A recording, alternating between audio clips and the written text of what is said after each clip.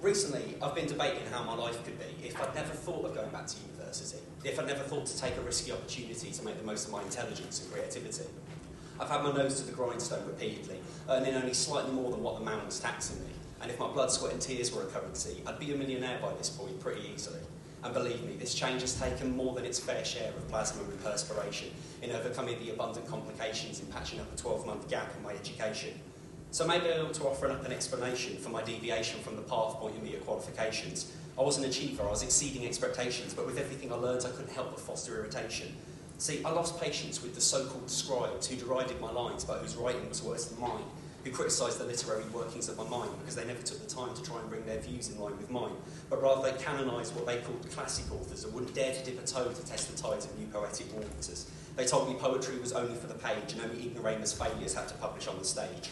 I couldn't take those limitations as a poet, that my passion should be rationed in a fashion that they deemed appropriate, to bind my mind to pages dead as graves upon a shelf when my lungs and tongue and lips were so much better for expressing myself.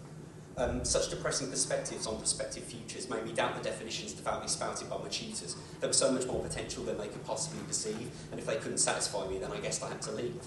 And so I quit. I split from the crowd of literatis who perceived themselves as artists, and I went looking for an alternative. I tried a tourniquet around my severed learning, dropped the burden of my worries from that bridge as I was burning it. Still had a yearning to manipulate the wording of my verses in a fashion more performative and personal, but couldn't find an opportunity. The unis wanted something more professional and called me unconventional. So I was quickly losing confidence, convinced of my incompetence, and consequently lost my inspiration. I couldn't scribe a single stanza without substantial aggravation, and my frustration at my amateurish status had my spirits breaking. But then I heard a certain rumour circulating, that Leicester had a reputation on the rise for giving rise to poetry nights and spending time to make it live when others probably might not be inclined to try. And since I feel inclined to pen a line and distribute it on the mic, I thought that maybe I could try to catch the vibe.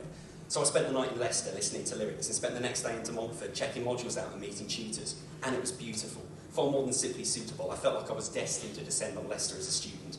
I breezed through every interview and made it clear that I would do whatever it took to put myself in as an undergraduate. And please believe me when I say I wouldn't be standing here today without the aid of these events to keep me feeling passionate.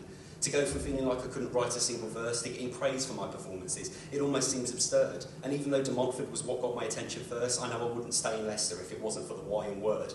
And so this is basically my way of saying thank you to the city and the people who have helped me find some brighter days and offered me a second chance when everybody else had laughed and told me life was over and that I'd never get to graduate. And now I'm only months away from standing on a crowded stage in robes and taking photos with a diploma in my chosen discipline.